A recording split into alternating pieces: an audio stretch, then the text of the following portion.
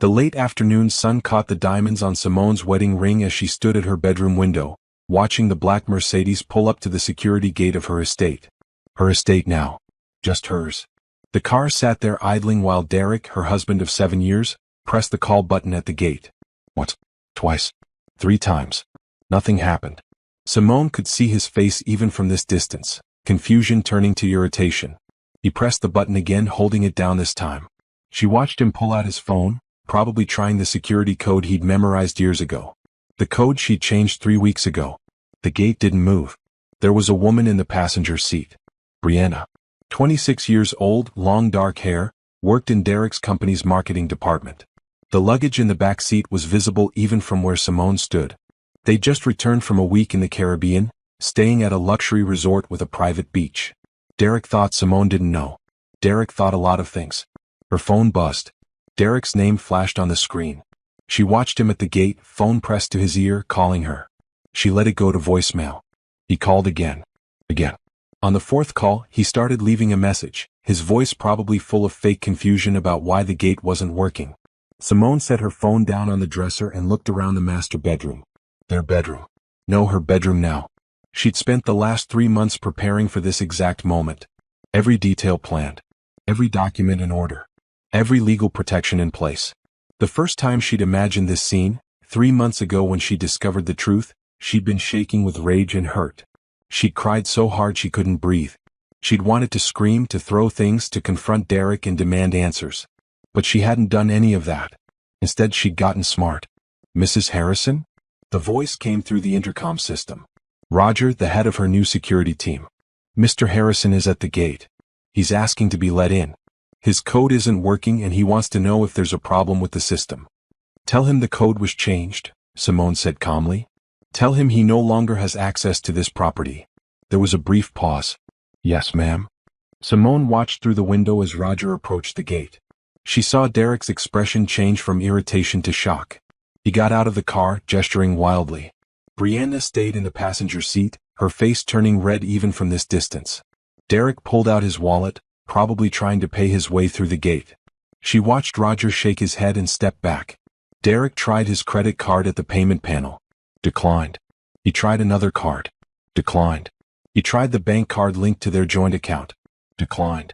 Because there was no joint account anymore. Simone had worked with her attorney to legally separate her portion of their shared finances. Every transaction documented. Every asset accounted for. Every penny protected. Derek was shouting now.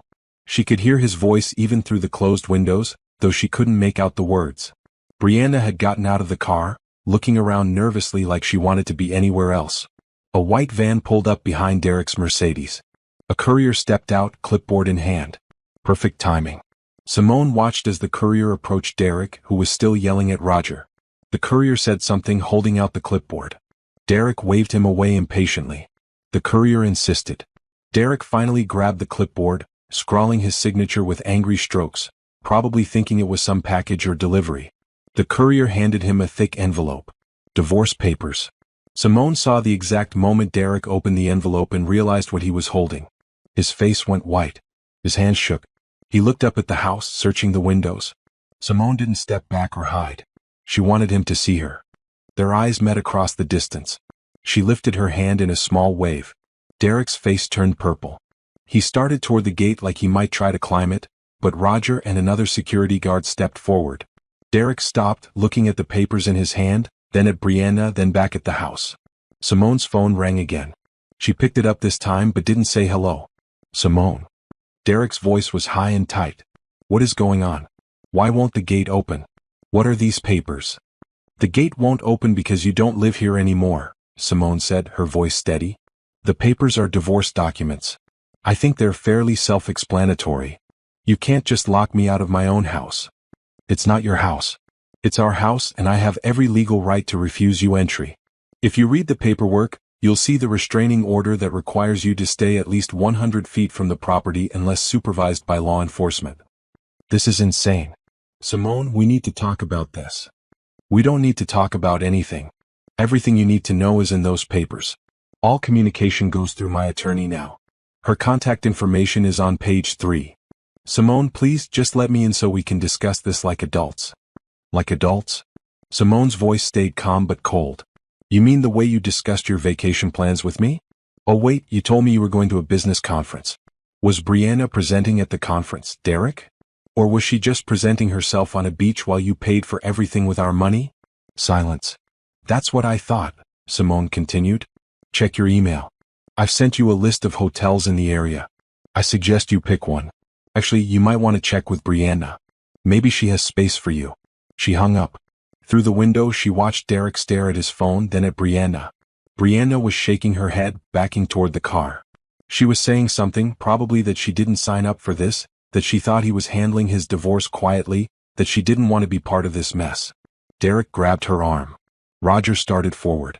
Brianna pulled away, got in the car, and refused to get out. Derek stood there at the gate, the divorce papers in his hand, his carefully constructed lies falling apart around him. Simone turned away from the window. She had work to do. Her attorney was waiting for her call to confirm everything had gone according to plan. Her business consultant had sent over final revisions to her business proposal.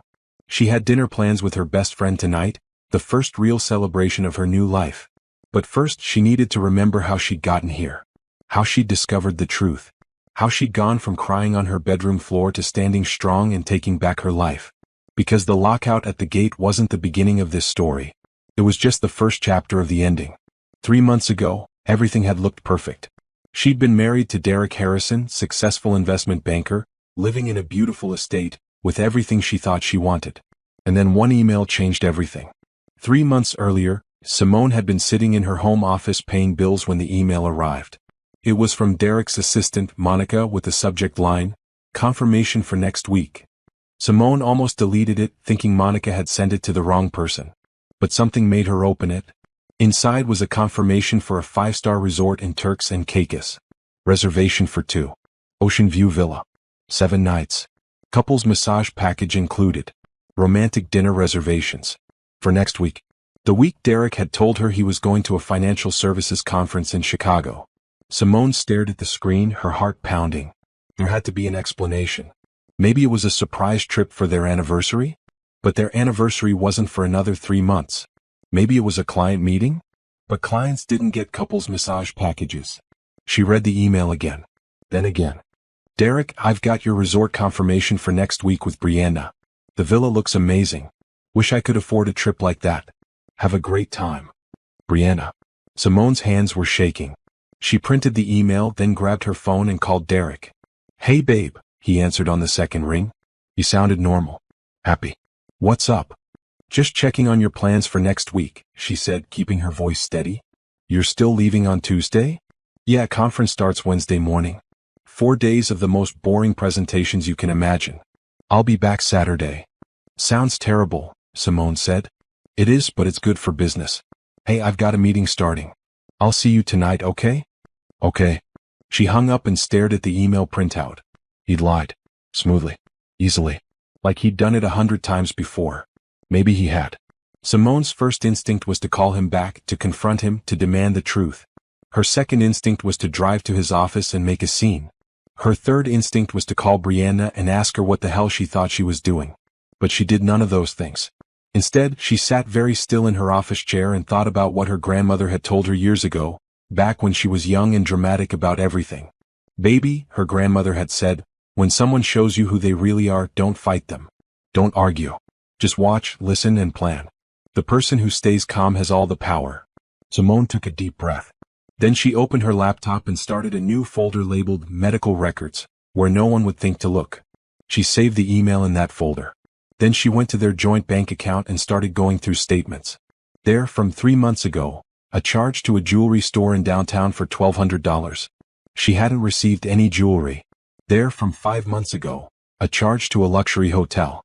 The date was a weekend Derek had told her he was playing golf with clients. There, from 7 months ago, flowers delivered but not to their house. How long had this been going on? Simone spent the next 3 hours going through bank statements, credit card bills, and receipts. She took screenshots of everything. Every suspicious charge. Every unexplained purchase. Every weekend trip that didn't make sense. The more she found, the colder she felt. Not just cold with betrayal, but cold with calculation. Because this wasn't just an affair. Derek was spending their money, money she'd helped build through her years of supporting his career, on another woman. By the time Derek came home that evening, Simone had printed everything and hidden it in her office safe. She'd also made an appointment with Patricia Green, a divorce attorney whose name had come up in a conversation at her book club months ago. "Hey beautiful," Derek said when he walked in, kissing her cheek like everything was normal. "How was your day?" "Good," Simone said, smiling. "How was yours?" "Long. I'm exhausted." He loosened his tie. "Is dinner ready?" "In the oven." They ate dinner together like they had 1,000 times before. Derek talked about his day, complained about difficult clients, mentioned the boring conference next week. He was so convincing. So natural. Simone smiled and nodded and asked appropriate questions. And inside she was planning. The next morning, after Derek left for work, she drove to Patricia Green's law office in downtown. The office was elegant but not showy, professional and calm. Patricia herself was a tall black woman in her 50s with short natural hair and sharp eyes that seemed to see everything. She'd been practicing family law for 25 years. "Tell me what's happening," Patricia said after they'd settled in her office. Simone handed her the folder of evidence. "My husband is cheating on me. He's going on vacation next week with his mistress while telling me it's a business trip. And he's been spending our joint money on her for at least 7 months, probably longer." Patricia went through the documents carefully, taking notes. "Have you confronted him?" "No." "Good. Don't." "Not yet." Patricia looked up. "Mrs. Harrison." "Simone, please." "Simone. I need to ask you some difficult questions. How do you want this to end?" "I want a divorce." "Are you certain? Because if there's any chance of reconciliation..." "There isn't." Simone's voice was firm. "I'm not interested in couples therapy or trying to save this. He lied to me. He's been lying for months, maybe longer. He's spending our money on another woman. I want out and I want to protect myself." Patricia nodded slowly. "Then here's what we're going to do. We're going to document everything. We're going to protect your assets. And we're going to make sure that when you're ready to end this marriage, you're in the strongest possible position. How long will that take? Depends on how thorough we want to be. I'd say 2 to 3 months minimum. Can you wait that long without confronting him?" Simone thought about Derek lying to her face. About him planning a romantic vacation with another woman. About him coming home and kissing her cheek like nothing was wrong. "Yes," she said. "I can wait." "Good. Because the person who stays calm and plans carefully usually wins. Anger makes mistakes. Strategy wins cases." Over the next 2 weeks, Simone met with Patricia 3 more times. They went through everything. Their house, which was in both their names. Their investments, which were mostly joint. Their retirement accounts. Derek's business assets. Simone's smaller personal accounts. Patricia explained what Simone could and couldn't do legally. She couldn't empty their joint accounts, but she could protect her rightful share. She couldn't kick Derek out without proper legal procedures, but she could prepare everything to make it happen quickly when the time came. "I'm also going to recommend you hire a private investigator," Patricia said. "I know it seems extreme, but having documented proof of the affair will strengthen your position significantly.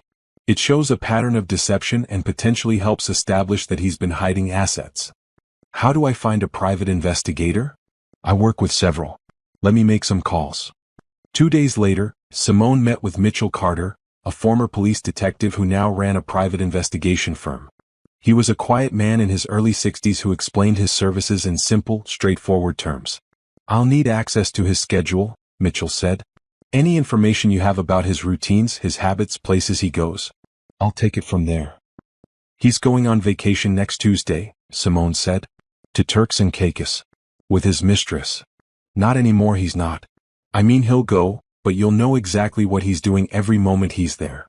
Simone felt a grim satisfaction at that thought. The next Tuesday, Derek packed his suitcase, kissed her goodbye, and left for the airport. He texted her from the gate saying he loved her and would call from the hotel. He did call from the hotel. From a luxury villa overlooking the ocean. She could hear waves in the background. "Conference is starting tomorrow," he said. "Hotel is nice but nothing special. I miss you." "I miss you too," she lied. What Derek didn't know was that Mitchell was staying in the resort 3 villas down. That he was taking photos of Derek and Brianna by the pool. On the beach. Having romantic dinners. Kissing in the lobby. Mitchell sent Simone updates every day. Professional, factual reports with timestamps and photos. Each photo made her angrier. But she stayed calm. She stayed focused. She kept planning. When Derek came home Saturday, he was tan and relaxed. "How was Chicago?" she asked. "Boring," he said easily.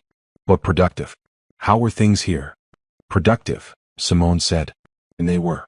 Because while Derek had been on vacation, Simone had accomplished several things. She'd gotten complete financial records from Mitchell showing exactly how much Derek had spent on Brianna over the past year. $18,000. On hotels, gifts, dinners, and trips. She'd met with a business consultant about an idea she'd been thinking about for years. A consulting firm helping women navigate financial planning during major life transitions.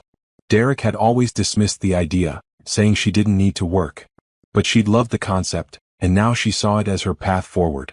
She'd also met with a real estate attorney about their house. Since it was jointly owned, she needed to understand her rights and options. And she'd opened her own private bank account and started transferring money from freelance work she'd been doing. Nothing from joint accounts, nothing that could be questioned. Just her own earnings going into her own account. Because Simone was building something. She was building her escape plan. 2 weeks after Derek returned from his fake conference, Simone met Mitchell at a coffee shop across town where they wouldn't be seen by anyone who knew Derek. Mitchell handed her a thick folder. "This is everything I have so far. I've been following him for 3 weeks total, including the vacation. I've also done background work on Brianna Cole." Simone opened the folder. Photos of Derek and Brianna together were paperclipped to detailed reports.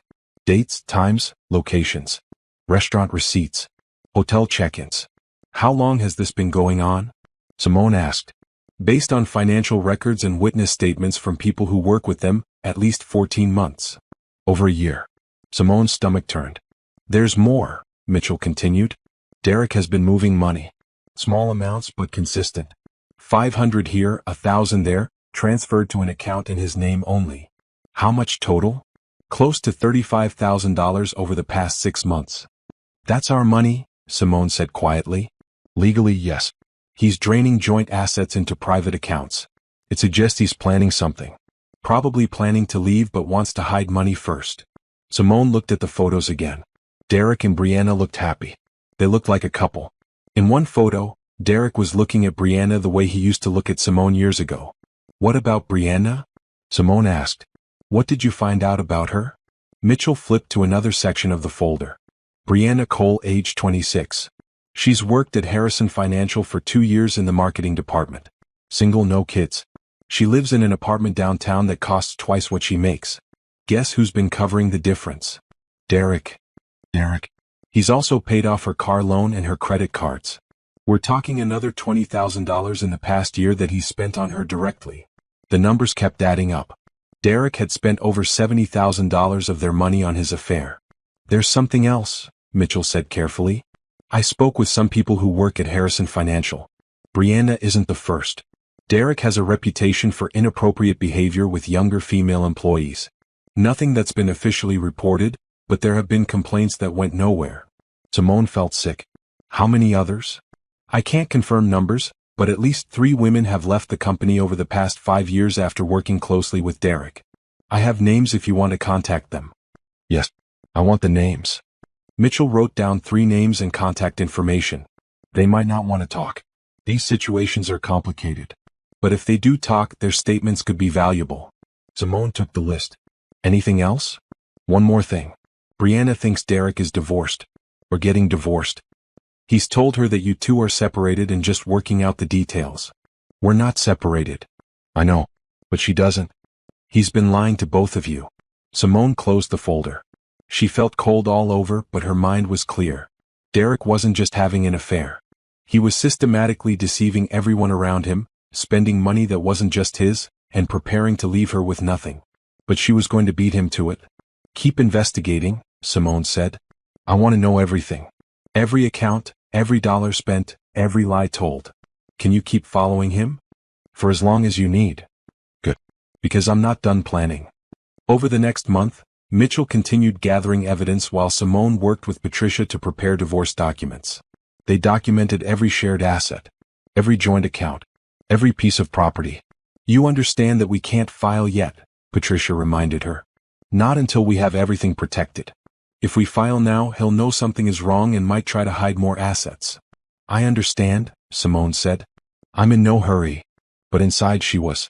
Every day she had to smile at Derek and pretend everything was fine was exhausting.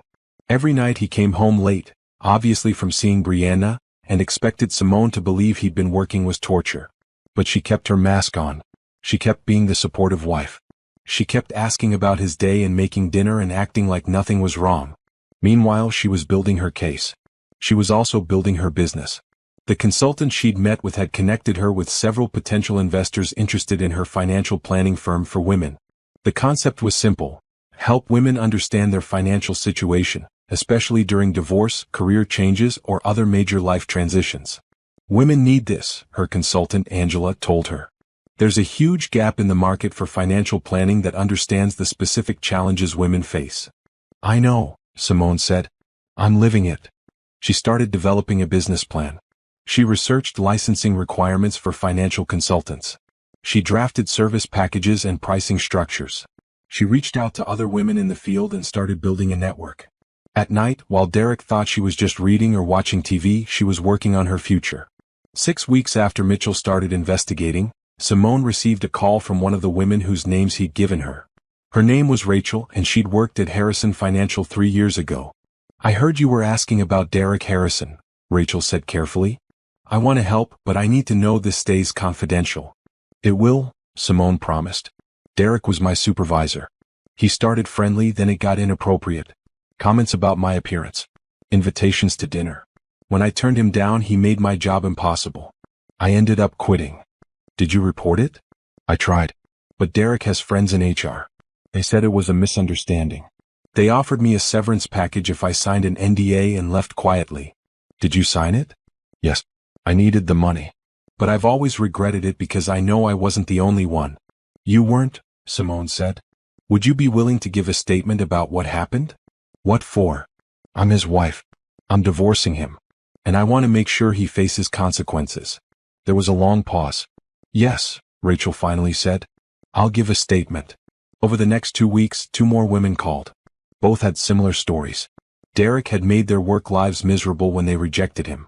Both had left the company. Both had signed NDAs. But NDAs didn't prevent them from speaking in divorce proceedings. Patricia was pleased. This establishes a pattern of behavior.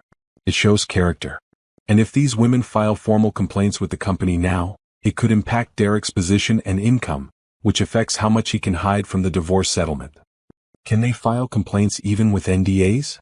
NDAs typically cover speaking publicly about the incidents. They don't prevent reporting illegal behavior to the company or law enforcement. Sexual harassment is illegal. They have every right to report it. Simone contacted the 3 women again. Would you be willing to file official complaints with Harrison Financial? They all said yes. Everything was coming together. Simone had documentation of Derek's affair.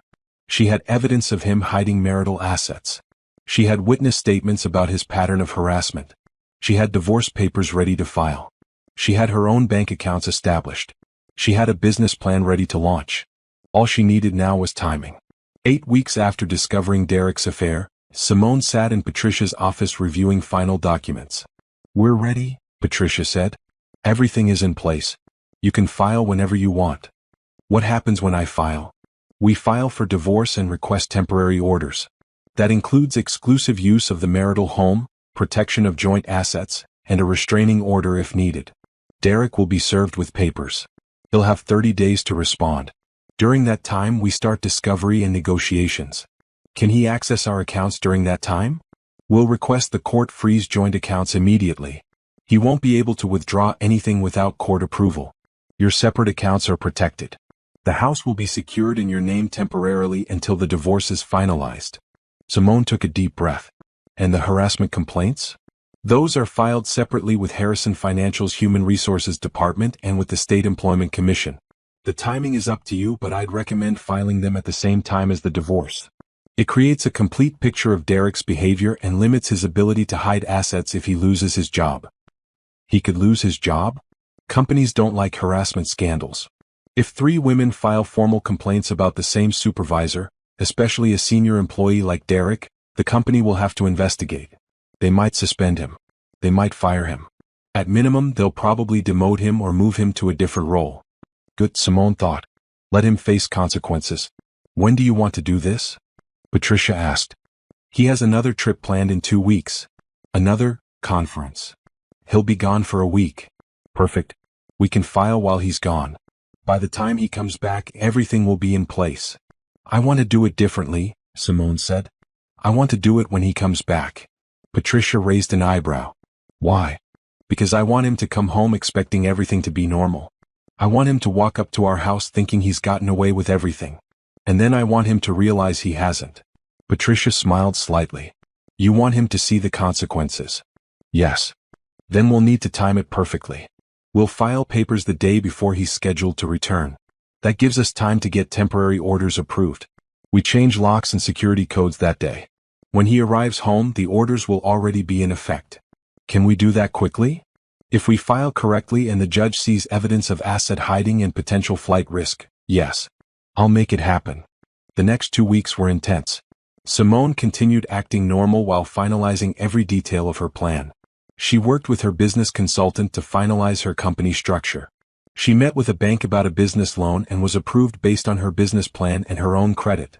She also met with a real estate attorney who explained her options for the house. Since it was jointly owned, she couldn't sell it without Derek's permission.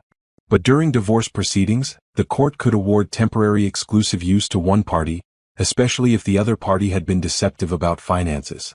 The house is worth approximately $2 million, the attorney explained. You've been married 7 years. Depending on your prenup situation and state law, you're likely entitled to significant equity. We don't have a prenup, Simone said. Then everything acquired during the marriage is community property, including the house appreciation, Derek's retirement accounts, and all joint investments. You're entitled to half. Half of everything they'd built over 7 years. Seemed fair. But more than the money, Simone wanted the house. She loved this house. She'd decorated it. She'd made it a home. Derek had betrayed her in this house, but she wasn't going to let him take it from her. On the Monday of the week Derek was supposed to leave for his trip, Rachel filed a formal complaint with Harrison Financial's Human Resources Department detailing Derek's harassment. The other 2 women filed complaints the same day. By Tuesday afternoon, Derek was called into HR for an interview. He came home furious. Some women from years ago are making ridiculous accusations about me, he ranted. It's absurd. I've always been professional. That sounds stressful, Simone said neutrally. It's more than stressful, it's career-ending if they believe these lies. HR is doing an investigation. They're interviewing everyone in my department. He paced the kitchen. I might have to postpone my conference trip. Please don't, Simone thought. She needed him to go. Maybe you should go anyway, she suggested. Get away from the stress for a few days. Clear your head. Derek looked at her gratefully. You're right. I need a break from all this. I'll go. HR said the investigation will take at least a week anyway. So Derek left on Tuesday as planned. Simone watched him pack, watched him kiss her goodbye, watched him lie about where he was going. As soon as he drove away, she called Patricia. He's gone. Let's file. Patricia had everything ready. She filed divorce papers with the court Wednesday morning along with an emergency motion for temporary orders citing Derek's affair, asset hiding, and harassment allegations as reasons Simone needed immediate protection. The judge reviewed everything Wednesday afternoon. By Thursday morning, Simone had temporary orders granting her exclusive use of the house, freezing all joint accounts, and requiring Derek to stay at least 100 feet from the property except with police escort. Thursday afternoon, a locksmith came to the house and changed every lock. That evening, security company came and changed all codes and added new cameras. By Friday, the house was completely secured with new protocols that only Simone controlled. Friday afternoon, Simone met with her business consultant and signed final paperwork to officially launch her financial consulting firm.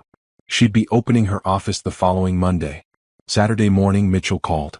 Derek and Brianna just left the resort. They're heading to the airport. They'll land around 3 o'clock your time. Perfect, Simone said. Everything was ready. She spent Saturday morning making sure the house was in order. She spent the afternoon in her home office reviewing her business plans. She spent the evening cooking herself a nice dinner and watching the security camera feed. At 3:15, Derek's Mercedes pulled up to the gate. Simone walked to her bedroom window to watch. It was time. The week Derek spent on vacation with Brianna while thinking Simone was clueless at home, Simone was actually executing the most important phase of her plan. Every minute Derek was away was a minute she spent securing her future. Monday morning after Derek left, Simone drove to Patricia's law office with a banker's box full of documents.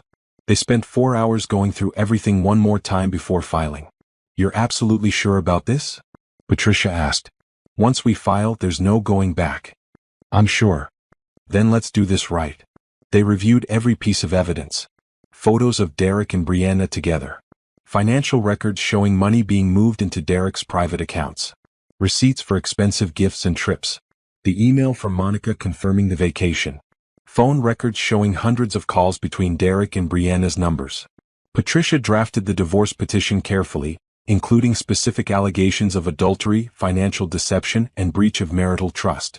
She attached exhibits documenting everything. She also drafted the emergency motion requesting immediate temporary orders. "The judge will want to see clear evidence that you need emergency protection," Patricia explained. "We're showing that Derek has been systematically hiding assets, spending marital funds inappropriately, and that there's risk he'll continue doing so if we don't act immediately. Will the judge approve it? With this evidence? Almost certainly. Especially combined with the harassment complaints. It paints a picture of someone who's deceptive and potentially vindictive." Wednesday morning they filed everything with the court. The clerk assigned them a hearing date for Thursday afternoon to review the emergency motion. Simone spent Wednesday afternoon meeting with her business consultant, Angela, to finalize details for her consulting firm. "I found the perfect office space," Angela said, showing her photos on her laptop. "It's in a professional building downtown, good parking, and the rent is reasonable. It's available immediately." The office was beautiful. Bright and open with large windows. Professional but welcoming. "I'll take it," Simone said. "Great. I've also been making connections for you. I know several attorneys who do family law and estate planning who might refer clients to you. I know accountants who work with divorcing women. And I've connected with a women's business group that meets monthly. You'll have a network." "Thank you, Angela. Thank you for having a great idea. This business is going to help a lot of people." Simone signed the lease for the office space that afternoon. She also ordered furniture, business cards, and basic office supplies. Everything would be delivered next Monday. Thursday morning, Simone dressed carefully in a navy suit and drove to the courthouse for the emergency hearing. Patricia met her outside the courtroom. "Remember," Patricia said, "this is just about temporary orders until the divorce is finalized. The judge will ask questions. Answer honestly and directly. Don't get emotional. Just tell the truth." The hearing lasted 45 minutes. The judge, a stern-looking woman named Judge Harrison, reviewed all the evidence carefully. She asked Simone several questions about the finances, about Derek's behavior, about the house. "Mrs. Harrison," the judge said, "your husband is currently out of state?" "Yes, Your Honor." "He's on vacation until Saturday. And he doesn't know you filed for divorce?" "No, Your Honor. The evidence here is quite clear that Mr. Harrison has been deceptive about his activities and his handling of marital finances. I'm going to grant your emergency motion. Effective immediately, you have exclusive use of the marital home. Mr. Harrison is prohibited from entering the property without court order or police escort. All joint accounts are frozen pending full financial discovery. Do you have questions?" "No, Your Honor." "Then I'll sign the orders now. They'll be filed within the hour. Mr. Harrison will be served when he returns to the state." Simone left the courthouse with copies of the signed orders. She called the locksmith immediately. "I need all locks changed today," she told him. "Every entrance. I can be there in 2 hours." The locksmith changed every lock by 5 o'clock. New keys. New deadbolts. New security on every door. Then Simone called the security company. "I need to change all codes and add additional monitoring," she told them. A security technician arrived Friday morning. He changed every entry code, added new cameras covering all angles of the property, and set up a new system that only Simone could access. "We'll also be assigning a dedicated security team to your property," he explained. "They'll monitor the cameras remotely and can respond within minutes if needed." Perfect. By Friday afternoon, the house was completely secured. Derek's key wouldn't work. His codes wouldn't work. He had no way to access the property. Simone spent Friday evening setting up her home office for her new business. She hung her business license on the wall. She organized files and supplies. She set up her computer with accounting software and client management systems. She also spent time reaching out to the women who'd filed harassment complaints against Derek. She wanted to know how Harrison Financial was handling the investigation. Rachel called her back Friday night. They're taking it seriously, she said. They interviewed me for 2 hours. They interviewed the other women. They're interviewing everyone who's worked with Derek over the past 5 years. That's good. They also told me Derek is being placed on administrative leave pending the investigation outcome. He doesn't know yet because he's out of town. He's going to be furious. He should be scared. If they find the complaints valid, he'll be fired. And with 3 separate complaints, they're going to find them valid.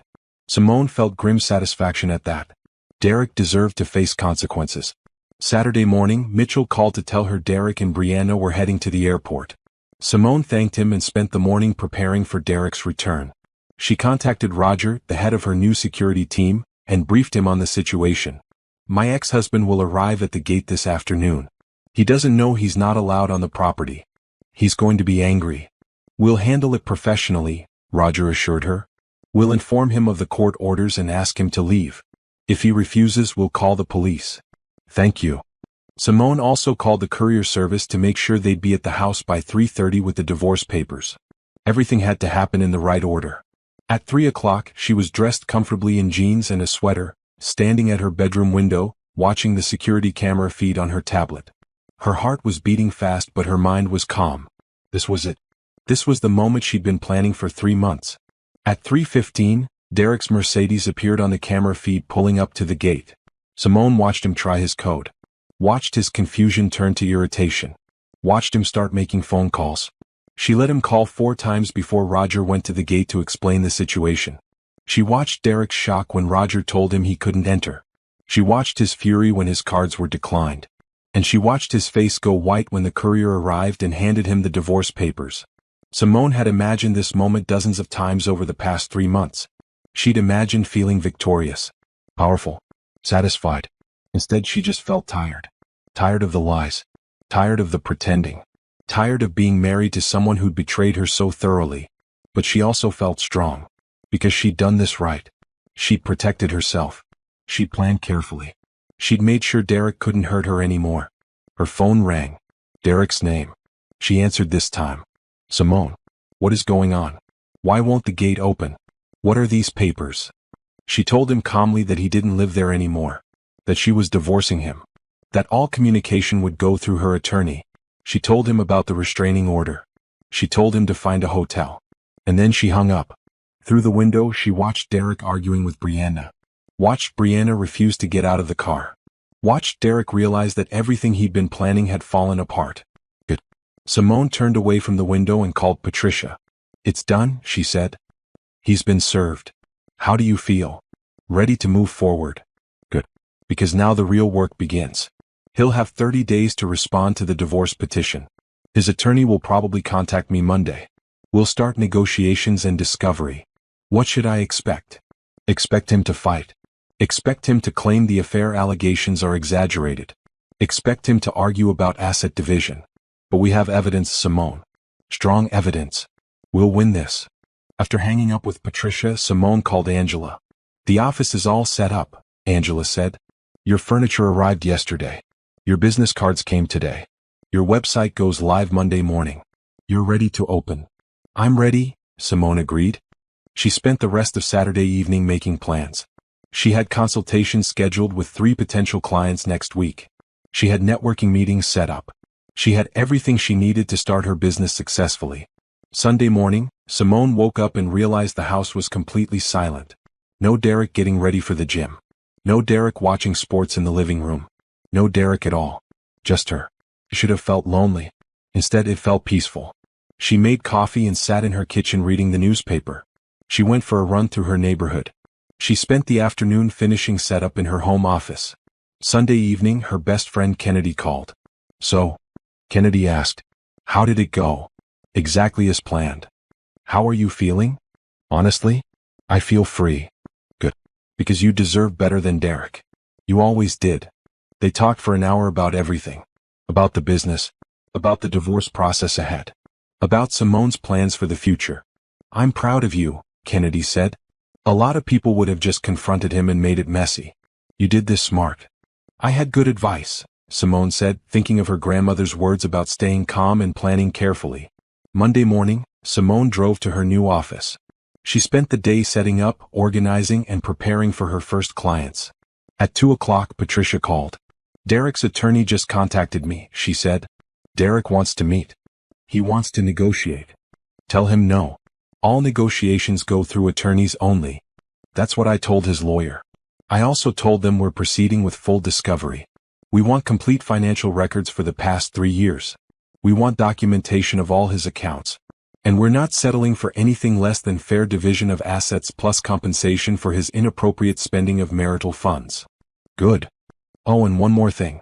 Harrison Financial called Derek this morning to inform him he's being placed on administrative leave while they investigate the harassment complaints. He's not allowed in the office. His access to company systems has been suspended. He's still getting his salary for now, but that could change." Simone felt a small, fierce satisfaction.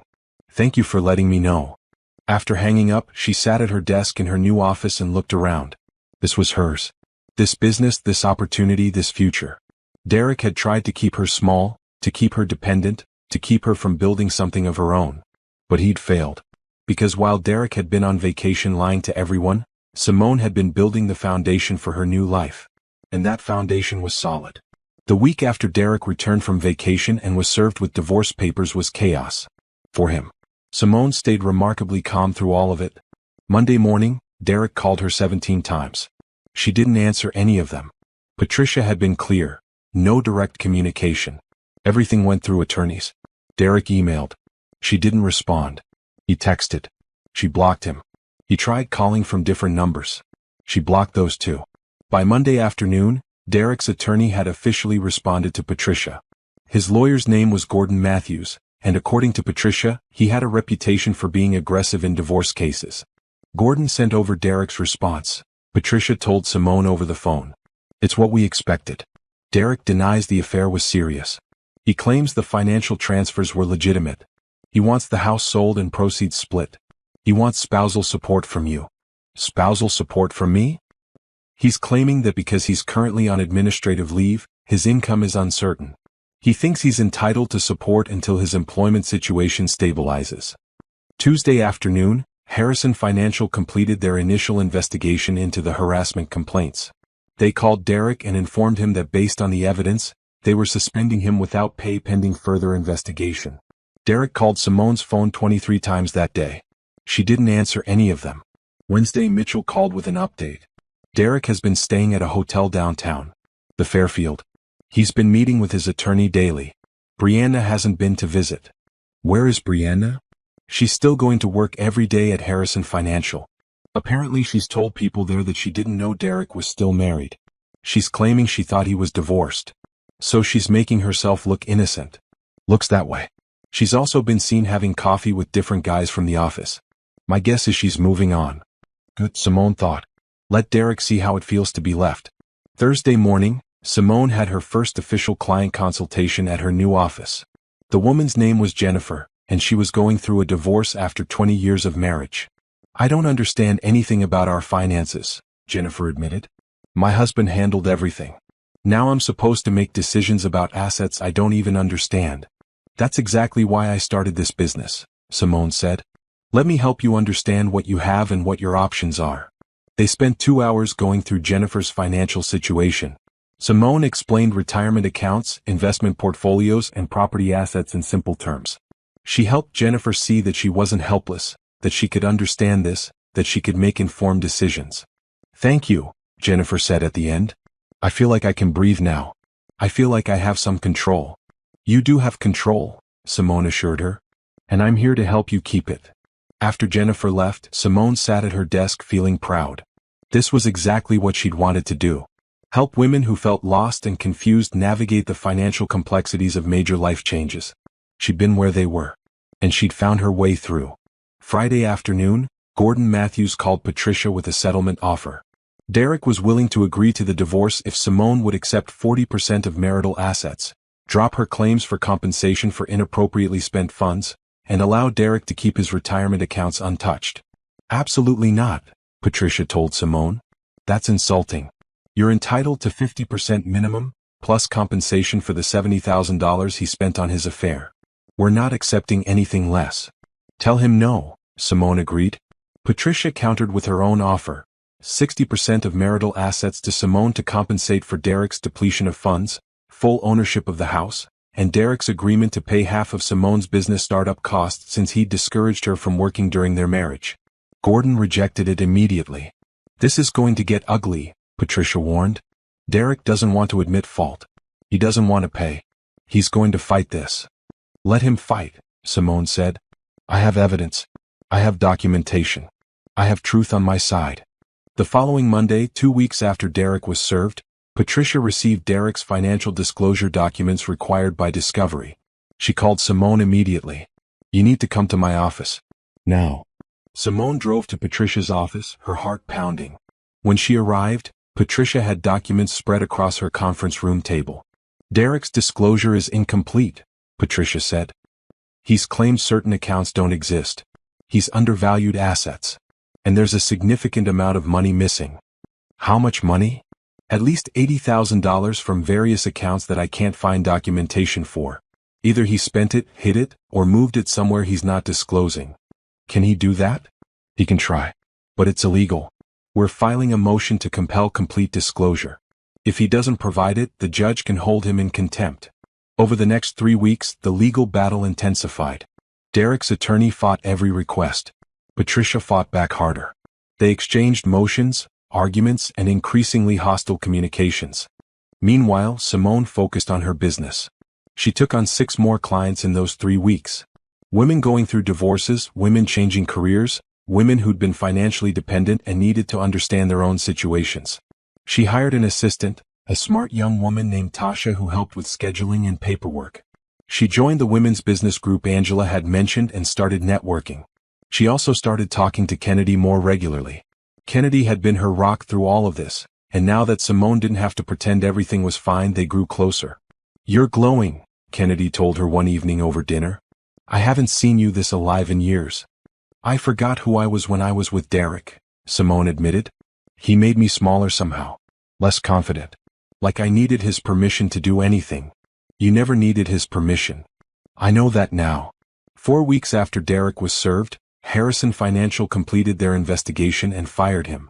They sent Derek a letter explaining that based on credible allegations of harassment from multiple employees, they were terminating his employment effective immediately. Derek lost his job, his income, his professional reputation. Patricia called Simone with the news. "This is actually good for us legally. It means Derek has less ability to pay and less argument for keeping marital assets." "Does this mean he can't afford to fight the divorce?" "It means he'll have to be more reasonable.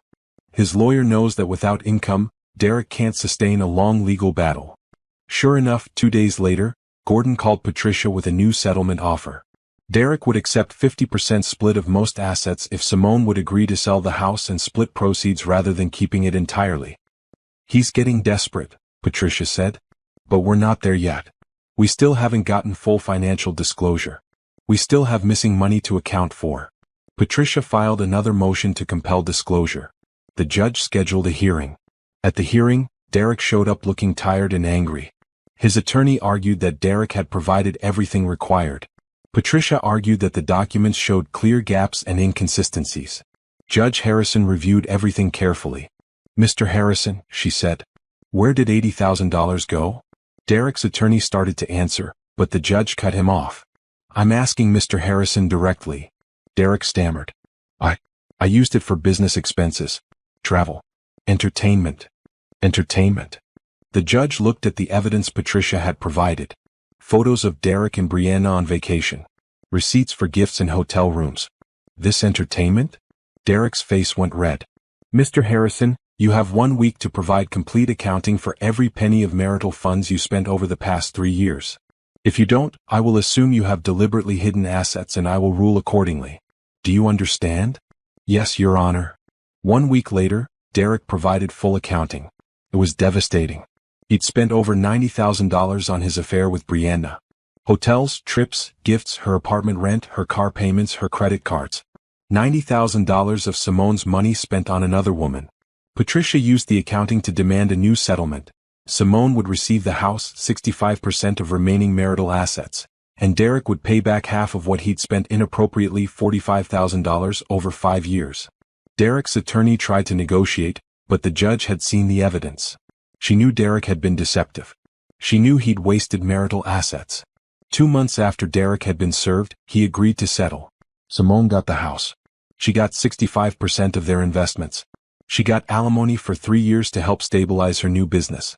And Derek agreed to pay back $45,000. The divorce was finalized on a Tuesday afternoon. Simone signed the papers in Patricia's office. "How do you feel?" Patricia asked. "Free," Simone said. And she was. She was free from Derek's lies. Free from his betrayal. Free from his control. She drove home to her house. Her house now. Just hers. She walked through every room seeing it differently now. This wasn't the home she'd shared with Derek. This was the home she'd fought for. The home she'd won. The home where she'd build her new life. That evening, Kennedy came over with champagne. "To freedom," Kennedy said, raising her glass. "To freedom," Simone agreed. They drank and talked and laughed. For the first time in months, Simone felt genuinely happy. "What's next?" Kennedy asked. "Next, I keep building. My business is growing. I'm helping people. I'm making a difference." "And dating?"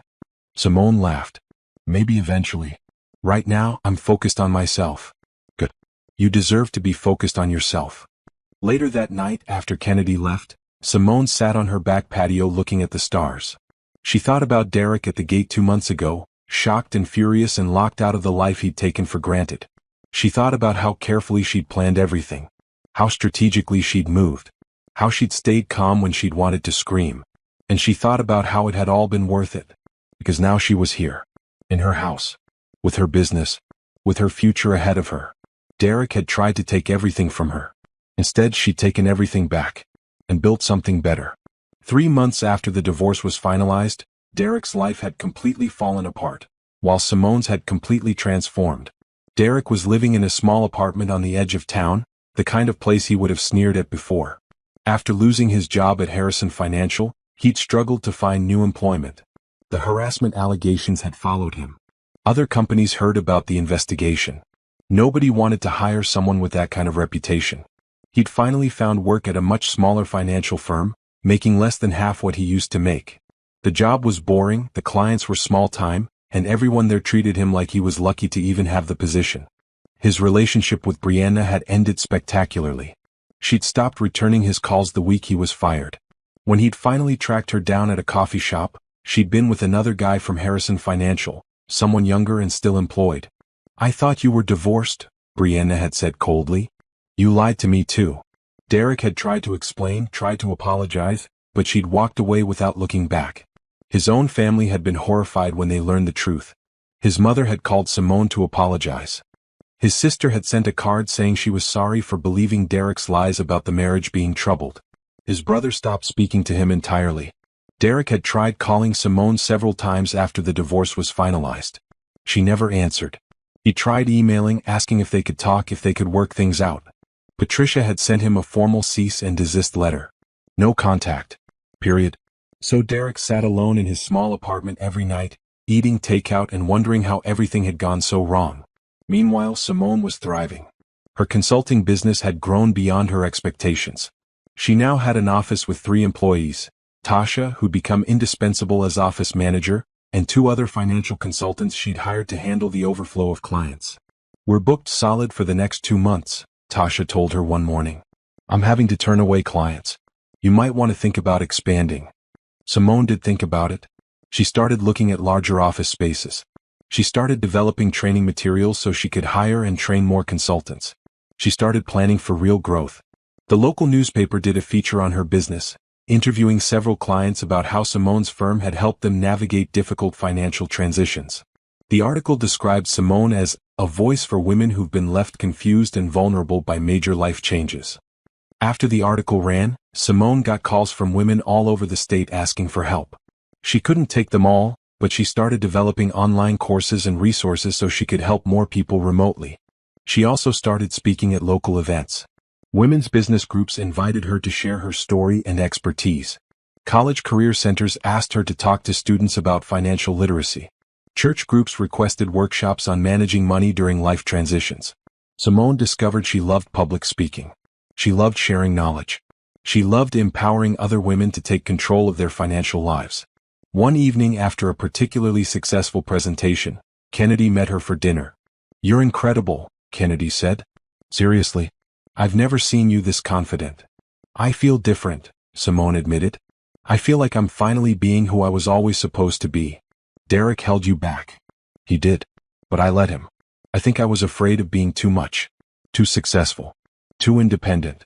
Like if I was all those things he wouldn't want me. And now I don't care if someone wants me because I'm small and quiet. I want someone who wants me because I'm strong and successful." "Good. You deserve that." 4 months after the divorce, Simone attended a networking event for local business owners. She was there to make connections for her business, to meet potential referral partners, to continue building her professional network.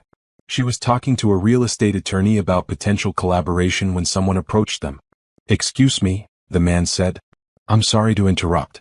I just wanted to say I really enjoyed your presentation last month at the Chamber of Commerce event. Your insights on financial planning were excellent." Simone turned to look at him. He was tall, maybe early 40s, with kind eyes and an easy smile. "Thank you," she said. "That's very kind. I'm Nathan Cooper. I'm an architect here in town. I specialize in residential design." "Simone Harrison. I run a financial consulting firm." They shook hands. Nathan had a firm but gentle handshake, and his eyes crinkled when he smiled. "I know," Nathan said. "I've been following your business in the news. What you're doing is really important." They talked for a few minutes about their respective businesses. Nathan explained that he focused on designing homes for families going through transitions, helping them create spaces that fit their new lives. "That sounds similar to what I do," Simone said. "Just with finances instead of physical spaces." "Exactly. We're both helping people rebuild." There was something comfortable about Nathan. Something genuine. He wasn't trying too hard. He wasn't performing. He was just talking to her like a real person having a real conversation. When the networking event ended, Nathan asked if she'd like to get coffee sometime to discuss potential collaboration between their businesses. "I'd like that," Simone said. They exchanged business cards and went their separate ways. Over the next several weeks, Simone and Nathan met for coffee 3 times. They did talk about business. They did discuss potential collaborations. But they also talked about other things. Books they'd read. Places they wanted to travel. Their families. Their lives. Nathan was divorced too about 5 years ago. He had a teenage daughter who lived with him half the time. He was honest about the challenges of single parenting and rebuilding his life after his marriage ended. "I made mistakes," Nathan admitted during their 3rd coffee meeting. "I worked too much. I didn't communicate enough. The divorce was hard but necessary, and we're better friends now than we were married." Simone appreciated his honesty. She found herself telling him about Derek, about the affair, about the strategic divorce. "I'm sorry you went through that," Nathan said. "But I'm impressed by how you handled it. Most people would have just reacted emotionally. You were strategic." "I had good advice," Simone said. "My grandmother always said to stay calm and plan carefully." Smart woman. After their 3rd coffee meeting, Nathan asked if she'd like to have dinner sometime. Not a business meeting. A date.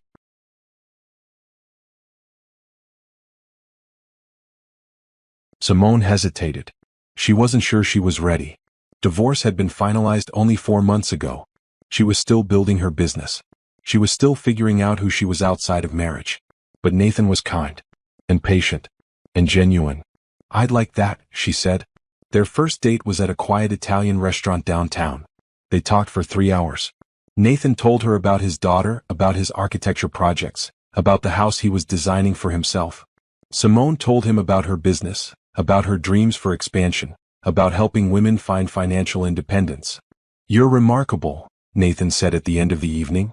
"The way you've turned something painful into something meaningful. That takes real strength.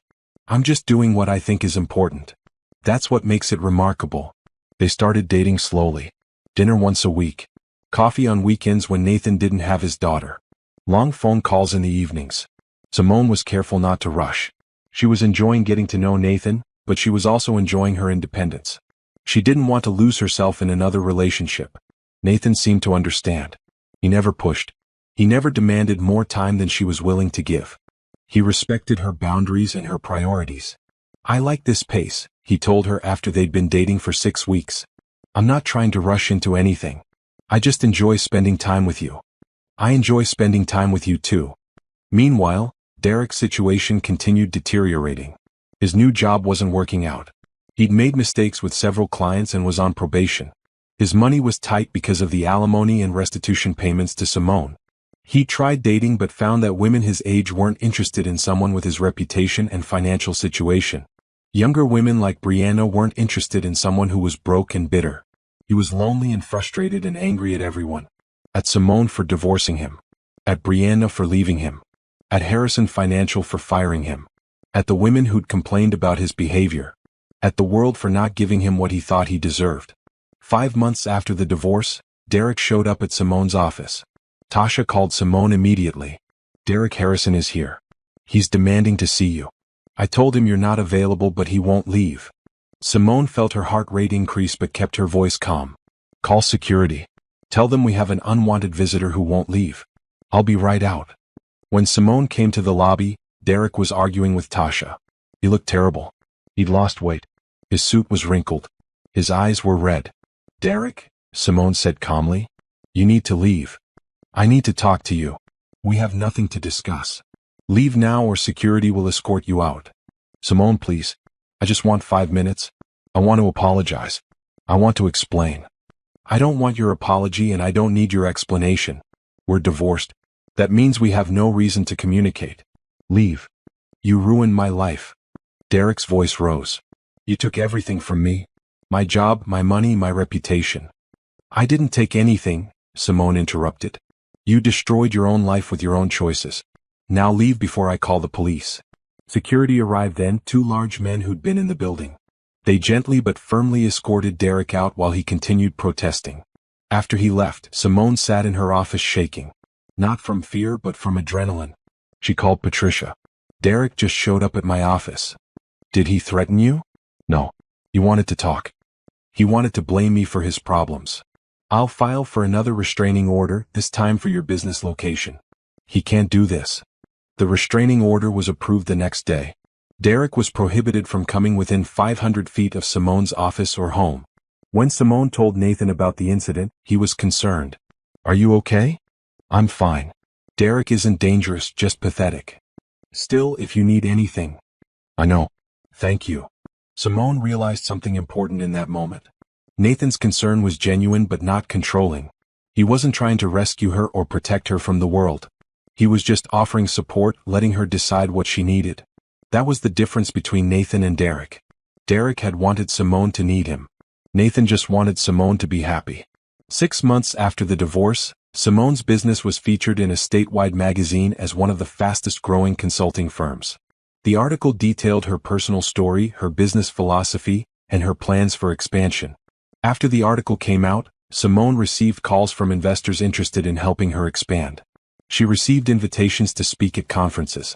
She received emails from women across the country thanking her for being a voice for financial independence. Her life had completely transformed. And she'd done it herself, with hard work and strategy and determination. Derek had tried to keep her small. Instead, she'd become something bigger than he could ever imagine. 8 months after the divorce, Simone stood in front of her new office building feeling proud and amazed. She'd just signed papers to purchase the entire 2nd floor of a professional complex downtown. Her consulting firm was growing so fast that she needed more space, more staff, and more resources. "This is incredible," Angela said, standing beside her. 2 years ago you had an idea. Now you have a real company." "It doesn't feel real sometimes," Simone admitted. But it was real. She now had 7 employees, Tasha for financial consultants, an accountant, and a marketing specialist. She had over 200 active clients. She had partnership agreements with law firms, accounting firms, and women's organizations across the state. Her business, which she'd named Foundation Financial Consulting, was helping women understand and manage their money during divorces, career changes, widowhood, and other major transitions. The work was meaningful and profitable.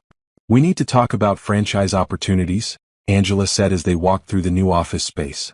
"You're getting inquiries from 3 other states about opening Foundation Financial locations there. I don't know if I'm ready to franchise." "You might not be ready now, but start thinking about it. What you've built here, other women in other places need it too." Simone made a mental note to research franchising. She'd never imagined her business would grow this large. She just wanted to help women like herself who felt lost and confused about finances. Later that week, Simone was invited to speak at a national conference for women entrepreneurs. The conference was in New York, and Simone had never spoken to such a large audience before. "You'll be great," Nathan told her the night before she left. They were having dinner at her house, something they did regularly now. Their relationship had deepened over the past few months into something solid and comfortable. "What if I freeze up?" "You won't. You've spoken to dozens of groups already. This is just a bigger group." Nathan was right. The next day, Simone stood on stage in front of 500 women and talked about financial independence, strategic planning, and turning pain into purpose. She told her story honestly. She talked about discovering Derek's affair, about the strategic divorce, about building her business. "Some people saw my divorce as a failure," Simone said to the audience. "But I saw it as an opportunity to rebuild, to become who I was always meant to be, to help other women do the same." The audience gave her a standing ovation. After her speech, dozens of women approached her with questions, with their own stories, with thanks for being honest and inspiring. Simone spent 2 hours talking with them, giving advice, offering encouragement. One woman in particular stood out. Her name was Grace, and she was going through a divorce similar to Simone's situation. "I feel so stupid," Grace said quietly. "I believed his lies. I trusted him with everything. Now I don't know what to do." "You're not stupid," Simone told her firmly. "You trusted someone you loved. That's not stupidity, that's humanity. What you do now is what matters. Take control. Protect yourself. Build something new." "How?" "Start with understanding your finances. Get a good attorney. Document everything. And remember that this ending is also a beginning." Grace hugged her. "Thank you. I needed to hear that." Flying home from New York, Simone reflected on how much had changed. 10 months ago, she'd been standing at her window watching Derek discover she'd locked him out. She'd been hurt and angry but determined. Now she was successful, independent, and helping hundreds of women find their own strength. Her relationship with Nathan had also become something beautiful. He was patient, kind, and supportive without being controlling. He encouraged her business ambitions. He respected her independence. He made her laugh. They'd been dating for 6 months now, and while Simone wasn't ready to think about marriage again, she was happy. Genuinely happy. Nathan had introduced her to his daughter, Emma, a smart 14-year-old who was initially suspicious of Simone but warmed up after a few meetings. "Dad seems really happy," Emma told Simone one evening when they were all having dinner together. "Happier than I've seen him in a long time." "I'm happy too," Simone said honestly. "Good. Because if you hurt him, I'll be very angry." Emma said it seriously but with a small smile. "Deal." Simone also noticed that Nathan never compared her to his ex-wife. He never brought up past relationships in negative ways. He never made her feel like she was competing with anyone. Derek had always made Simone feel like she wasn't enough. Nathan made her feel like she was exactly right. 9 months after the divorce, Simone received unexpected news. Harrison Financial, Derek's former employer, was facing a lawsuit from several former female employees, including Rachel and the other women who'd filed harassment complaints. The lawsuit alleged that the company had fostered a hostile work environment and failed to properly address harassment complaints. Patricia called to tell her about it. The lawsuit specifically mentions Derek as one of the main perpetrators. It's getting media attention. How is Derek handling it? Not well. He's being called to testify. His current employer isn't happy about the negative publicity. There's talk he might lose this job too. Simone felt a complicated mix of emotions. She wasn't happy Derek was suffering, but she wasn't sad about it either. He'd created this situation through his own actions. He was facing the consequences. "The women filing the lawsuit want to know if you'd be willing to give a statement," Patricia continued. "About Derek's behavior during your marriage, about the financial deception, about anything relevant." Will it help their case? It could. It establishes a pattern of deceptive and manipulative behavior. Then yes, I'll give a statement. Simone met with the attorney representing the women and provided a detailed account of Derek's lies, his manipulation, his financial deception. She provided copies of documents showing how he'd hidden money and spent marital assets inappropriately. "This is very helpful," the attorney said. "It shows he had a pattern of deception that extended beyond his workplace." "I hope it helps them get justice," Simone said. A few weeks later, the lawsuit was settled. Harrison Financial agreed to pay a significant amount to the women and committed to implementing new harassment prevention policies. Derek's name was mentioned in the settlement announcement as one of the specific individuals whose behavior had led to the lawsuit. After that, Derek's current employer let him go. He was unemployed again, his reputation completely destroyed. Simone heard about it through Kennedy, who'd heard from someone who knew someone who'd worked with Derek. He's apparently living with his brother now, Kennedy said. Can't afford his own apartment anymore. That's sad, Simone said and meant it. Not sad enough to feel guilty, but sad in the way you feel when anyone's life falls apart. You don't wish you could have worked things out? Kennedy asked. No. Derek didn't just make one mistake. He made hundreds of conscious choices to lie to me, to betray me, to steal from me. He destroyed our marriage. I just made sure he didn't destroy me too. You did more than that. You built something amazing. That was true. Simone had built a successful business, a strong professional reputation, and a network of women who supported each other. She'd also built a new life based on honesty, independence, and purpose.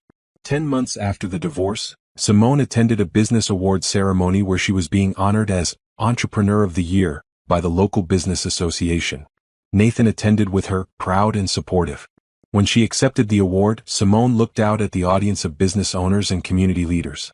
Thank you for this honor, she said. But I want to be clear about something. I didn't start my business because I wanted to be an entrepreneur. I started it because I needed to survive. I found myself at a point where everything I thought was secure wasn't secure at all. Where the person I trusted most had betrayed me completely. And I realized that my only option was to build my own security, my own future, my own strength. She paused, looking at the faces watching her. So this award isn't just for me. It's for every woman who's ever felt lost and found her way. For every woman who's ever felt small and chose to grow. For every woman who's ever trusted the wrong person and learned to trust herself instead. That's what Foundation Financial is really about. Helping women build their own foundations. The audience applauded loudly. After the ceremony, several people approached Simone with business opportunities, partnership ideas, and consulting requests. Her business was becoming well known not just locally but regionally. Driving home with Nathan that night, Simone felt content. That was a great speech, Nathan said. Thanks. I meant every word. I know. That's what made it great. They drove in comfortable silence for a while, then Nathan asked, Do you ever regret how things ended with Derek? Not the ending itself, but the way it happened. Simone thought about it. No. If I'd confronted him emotionally, if I just reacted out of hurt and anger, I would have made mistakes. I would have given him opportunities to manipulate me or hide assets or turn things around on me. By staying strategic, by planning carefully, I protected myself. I made sure I could move forward. You're impressive. I'm practical. There's a difference. Nathan smiled. You're both. Simone smiled too. Because she was both. She was practical enough to plan strategically and impressive enough to build something meaningful. And she'd done it by herself, through her own strength and determination. Derek had tried to break her. Instead, he'd set her free. 1 year after Derek was served with divorce papers at the gate of what used to be their house, Simone received a call from Patricia. The divorce settlement is complete, Patricia said. Derek has made his final restitution payment. You're officially done with everything related to him legally. Simone felt a weight lift. Finally. You should be proud. You got a fair settlement, you protected your assets, and you built something incredible while going through all of this. After hanging up, Simone sat in her office thinking about the past year. It had been difficult, exhausting, and sometimes overwhelming. But it had also been empowering, transformative, and ultimately successful. Derek, meanwhile, had lost everything. His job, his reputation, his relationship, his money, and his marriage.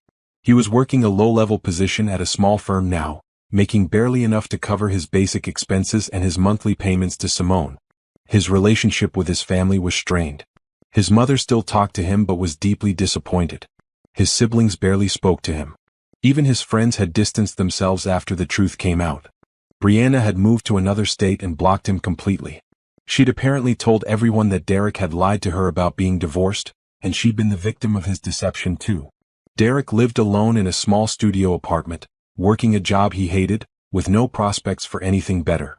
His LinkedIn profile, once impressive, now showed gaps in employment and a significant step down in position. He tried to rebuild his professional reputation, but the lawsuit against Harrison Financial had made national news, and his name was associated with workplace harassment.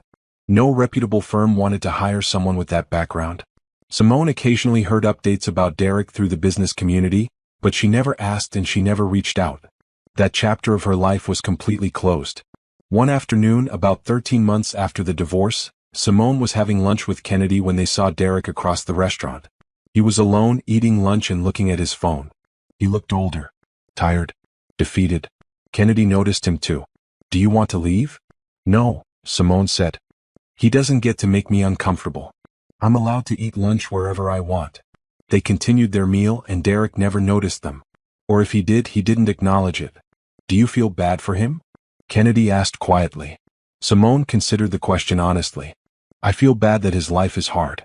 But I don't feel responsible for it. Derek made choices that hurt people. He lied, he manipulated, he betrayed trust. What's happening to him now is the consequence of his own actions. That's very mature of you. It's realistic. I can acknowledge that he's suffering without taking responsibility for that suffering. His choices led him here." After lunch, Simone went back to her office where she had consultations scheduled with 3 new clients. The work was steady and fulfilling. She was helping women navigate financial challenges and empowering them to take control of their lives. One client in particular stood out that day. Her name was Monica and she looked familiar. "Have we met before?" Simone asked. "I used to work for your ex-husband," Monica said quietly. "I was his assistant at Harrison Financial." Simone remembered then.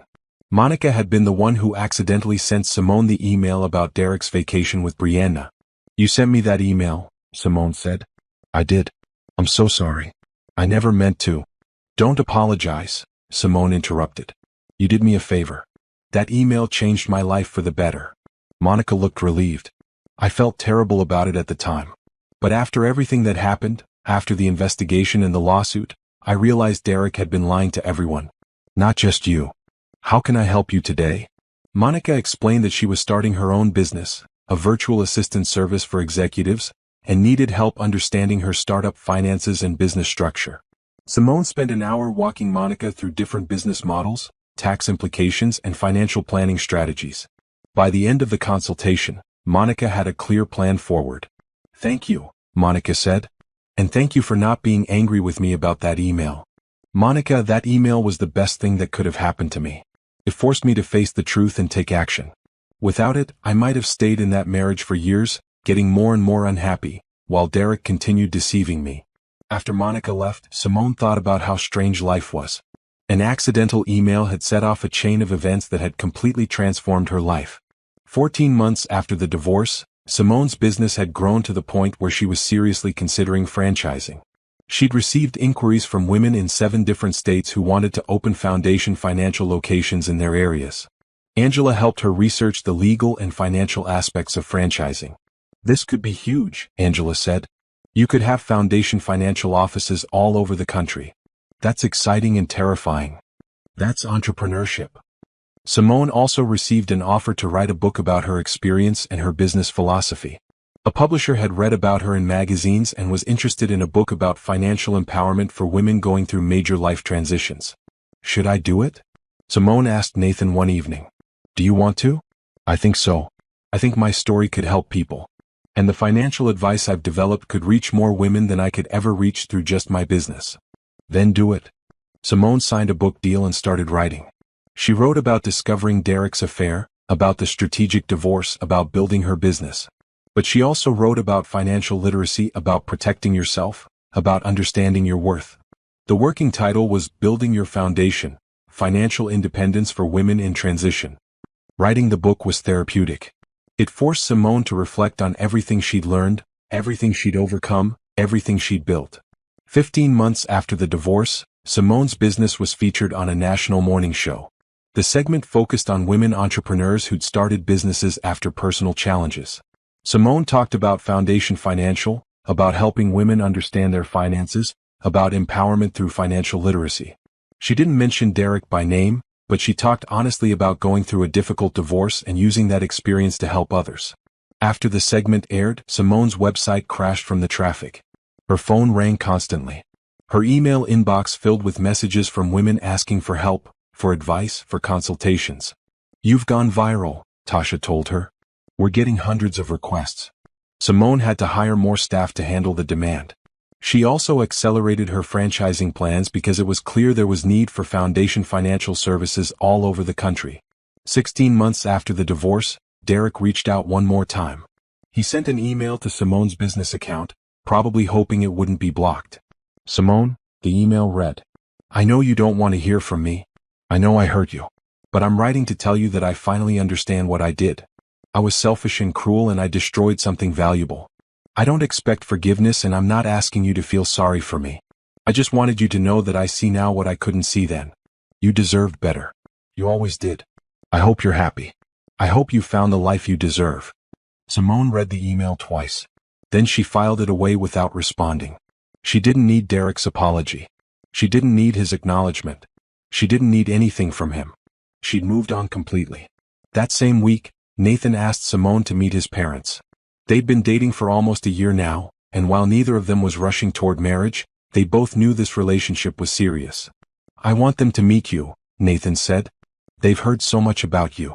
Simone met Nathan's parents at their home, a beautiful house Nathan had designed for them years ago. They were warm and welcoming, asking about her business and genuinely interested in her work. Nathan talks about you constantly, his mother said with a smile. He's very proud of you. She should be proud of herself, Nathan said. She built something amazing from scratch. Simone felt a warmth in her chest. Not just from Nathan's words, but from the recognition that she had built something amazing. She'd taken pain and betrayal and transformed it into purpose and success. Later that evening, driving home with Nathan, Simone felt content. Her business was thriving. Her personal life was healthy and happy. Her future was bright and full of possibilities. I'm happy, she said out loud. Nathan glanced at her and smiled. You should be. You've earned it. And she had.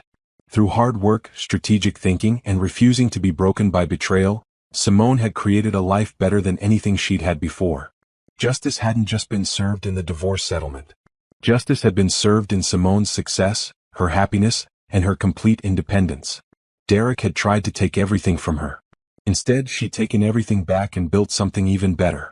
18 months after Derek had been served divorce papers at the gate, Simone stood in front of a conference room full of potential franchise owners, presenting her vision for Foundation Financial's national expansion. Our mission is simple, she told the room of 30 women from 15 different states. We help women understand and control their finances during major life transitions. We provide education, resources, and support when they need it most. The women nodded, taking notes. They were all successful in their own fields, all passionate about helping other women, all excited about bringing Foundation Financial to their communities. After the presentation, several women approached Simone with questions, with enthusiasm, with gratitude for the opportunity. This is exactly what my community needs, one woman from Oregon said. I went through a divorce 5 years ago and I had no idea what I was doing financially. I wish I'd had someone like you to help me. Now you can be that person for other women, Simone told her. The franchise program was moving forward faster than Simone had anticipated. Within 6 months, she expected to have Foundation Financial locations in 12 states, all run by qualified women who understood the mission. That evening, Simone had dinner with Nathan at their favorite restaurant. They'd been together for over a year now, and their relationship had deepened into something solid and lasting. I have something to tell you, Nathan said halfway through dinner. Simone looked up. Nathan seemed nervous, which was unusual. I've been offered a position in Seattle, he said. Lead architect for a major residential development project. It's a huge opportunity professionally. The kind of project I've always wanted to design. Simone's heart sank slightly. That's amazing. Congratulations. I haven't accepted it yet. Why not? Nathan reached across the table and took her hand. Because I don't want to leave you. I know we've only been together a year. I know we're both independent people with our own lives and careers. But Simone, I love you. And I don't want to be across the country from you. Simone felt tears prick her eyes. I love you too. So I've been thinking. What if we both went? Foundation Financial is franchising nationally anyway. You could oversee that from anywhere. And Seattle has a huge market for your services. You could open a flagship location there while managing the franchise expansion. You want me to move to Seattle with you? I want us to build something together. Not because either of us needs the other, but because we want to. Because we're better together. Simone thought about it. A year ago she would have said no immediately. She would have been afraid of losing her independence, afraid of making decisions based on a man's career, afraid of repeating patterns. But this was different. Nathan wasn't asking her to give up anything. He was asking her to expand, to grow, to build something new together. Yes, she said. Let's go to Seattle. Nathan's face lit up. Really? Really? But we do this as partners. We both have careers. We both have priorities. We support each other, but we don't sacrifice ourselves. Agreed. That's exactly how I want this to work. They spent the rest of dinner planning. Simone could manage Foundation Financial's franchise expansion from anywhere. She could open a new location in Seattle and train managers to run her established locations. She could continue writing her book and doing speaking engagements remotely. The move would be an adventure, not a sacrifice. 2 weeks later, Simone held a staff meeting to announce her plans. I'm moving to Seattle in 3 months, she told her team. But Foundation Financial isn't going anywhere. Tasha is being promoted to Director of Operations here. She'll manage this location and oversee franchise development. I'll still be involved in strategic planning and major decisions, but the day-to-day operations will be managed by the team here. Tasha looked shocked and excited. Thank you for trusting me. You've earned it. You've been essential to this business from the beginning. Over the next 3 months, Simone prepared for the move. She trained Tasha and the other senior staff. She finalized franchise agreements with the first wave of franchise owners. She finished the first draft of her book. She also sold her house. The house she'd fought so hard to keep. The house Derek had been locked out of 18 months ago. Are you sure? Kennedy asked when Simone told her. You fought hard for that house. I fought hard for my independence, Simone corrected. The house was a symbol of that. But I don't need the symbol anymore. I have the reality. Kennedy hugged her. I'm going to miss you. I'll be back to visit constantly. And you can visit Seattle. The house sold quickly for significantly more than Simone had expected. She used part of the money to invest in Foundation Financial's expansion and part to buy a beautiful condo in Seattle with a view of the water. One afternoon, a few weeks before the move, Simone was cleaning out her home office when she found the folder from early in her divorce. The folder labeled Medical Records, where she'd hidden the first email about Derek's vacation. She opened it and looked through the evidence she'd gathered. Photos of Derek and Brianna. Financial records. Receipts. The whole painful documentation of betrayal. Then she shredded it all. She didn't need these documents anymore. The divorce was final. The legal battles were over. Derek was completely out of her life. These papers represented a painful chapter, but that chapter was finished. Simone kept one thing, a note she'd written to herself on the day she'd discovered the affair. It said simply, stay calm. Plan carefully. Build something better. She'd followed that advice perfectly. The day before Simone left for Seattle, Foundation Financial hosted a celebration. Clients came, staff came, franchise owners came, local business partners came. The event was both a going-away party and a celebration of the business's success. Thank you all for being part of this journey, Simone said in her speech. Foundation Financial started because I needed help, and I realized how many other women needed help too. What we've built here is more than a business. It's a community of women supporting each other, empowering each other, and building strong foundations together. After the party, Kennedy pulled Simone aside. I'm proud of you, Kennedy said. You took the worst thing that could happen and turned it into something beautiful. Derek's affair wasn't the worst thing that could happen, Simone corrected. It was the best thing. It forced me to stop being small. It forced me to build my own life on my own terms. It freed me. 2 years after Derek was locked out of the gate, Simone stood in her new office in Seattle, looking out at the city skyline. Foundation Financial had 12 franchise locations now, with 8 more opening in the next 6 months. Her book was being published next month with a major national tour planned. Her relationship with Nathan was healthy and happy. They'd bought the condo together. They supported each other's careers. They built a life based on partnership and respect. Simone's phone rang. It was Tasha calling from the original location. I have news, Tasha said excitedly. Foundation Financial just won the Chamber of Commerce's Business of the Year award. The whole business, not just our location.